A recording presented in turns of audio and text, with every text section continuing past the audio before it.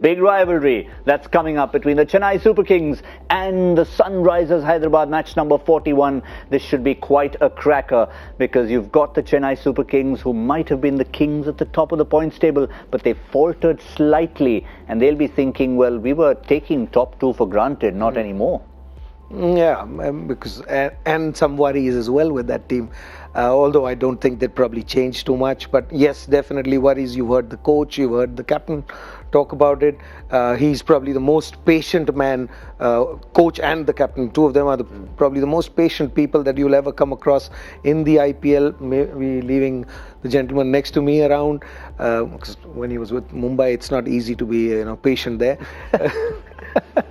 So, but they'll probably stick to the same side. The worry is at the top of the order, whether it's Shane Watson, whether it's Suresh Raina, whether Kedar Jadav's also somebody who's not had a good season. But they're a team that's calm enough, and they probably just go about doing their business and say, listen, if you're not number one, we can always be number two. We still are in that top two.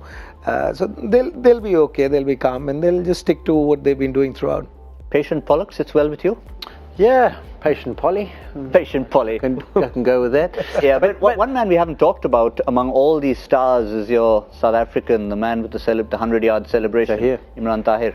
Yeah, he's been really good, hasn't he? And that wicket in Chennai really suits him down to a T. I think they've got their team sorted out. Harbhajan obviously comes in for a lot of those games. And I think that's the key to the RPL in many ways, is that if you're a side that's got a surface that's just slightly different to what everyone else faces on a daily basis, you do get a big advantage. And in Chennai, there's no doubt that wicket plays differently, and particularly this year we've seen some dodgy surfaces there, where as an opposition team you only experience it once in the whole RPL.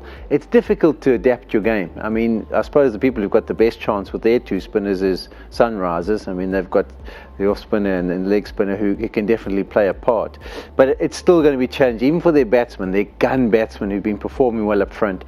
If Chennai pick up 1 or 2 wickets, that middle order hasn't had much cricket, and it's going to be not much cricket on an average surface that they're going to have to work into. And guys who've been in good form haven't been able to adjust their games to that surface when they've got the opportunity.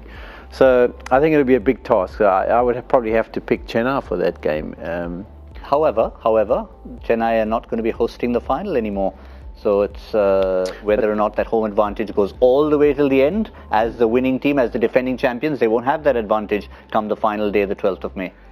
I think the batsman at the Chennai team would be happy with it. Maybe the captain's not that happy because the bowling resources that he has this year,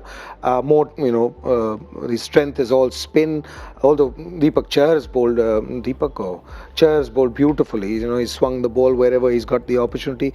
But except him, there isn't a seamer in that side that you see. You see Shardul Thakur there, but he bangs it in. So if they play on a wicket where you have an opportunity to swing the ball, that's the only place that they don't have anybody even in the wings to turn to. So except for the captain, I think both the batsmen at the top, Faf and Watson would prefer a wicket that comes on or it's got more bounce. Raina's probably one who probably feels, why aren't we playing in Chennai? The ball would be low and slow. I have a better chance in there. But as a unit, they just make up for each other. And so nothing much to worry about Chennai. They will go about doing their business. All these years, the 12 years of IPL, if you look at their side, they've won many years. They've won 3 or 4 times. They've got into the finals. But every year it's just been same. They lose 4 games in the knockout before they get to the knockout stage. Sometimes it's right at the top, sometimes it's right at the bottom, but they never get rattled. They've lost finals. They haven't changed anything next year. They won finals. They've not changed anything. They've just gone about playing the game the same way. And I think as long as Mr. Mahendra Singh Dhoni is in that team, this is how Chennai will play. They won't bother about conditions and stuff. Of course, they weren't there for 2 years, but we won't talk about that. That is a different era. It's still the incentive, though, to finish in the top 2 for them, isn't it? Because I think that first eliminator's in Chennai. It is. Yeah, so there's where they've got the hometown advantage. Once you're in the final, you've won it, you've been there so many times, they'd just be able to produce their best cricket. I wouldn't think that would worry them too much, but that eliminator game is important for them. last look at Johnny Bairstow as well. One last hurrah from him. Yeah, I mean, I actually was flabbergasted. I looked at his stats today and how well he's performed. I can't believe he hasn't been in the IPL at all. I thought he was part of a team last year or the year before. But the Ginger's really come good at the top of the order. Always good to see a Ginger performing well. And he's just been phenomenal for them.